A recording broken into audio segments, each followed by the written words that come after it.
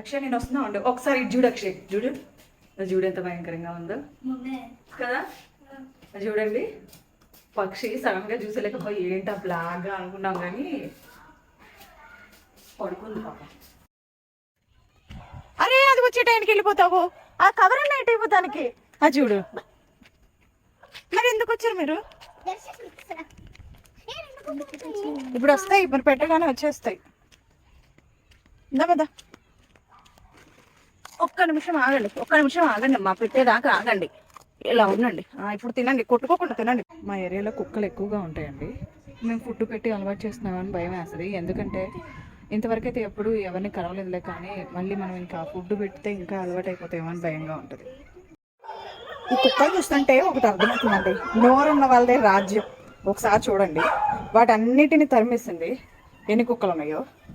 దీని నోరు పెద్దది అనుకుంటా, అదొక్కటే అన్నం తింటుంది. దీన్ని బట్టి మనకేమర్థమవుతుందంటే కుక్కలకైనా మనుషులకైనా నోరు ఉన్న వాళ్ళదే రాజ్యం.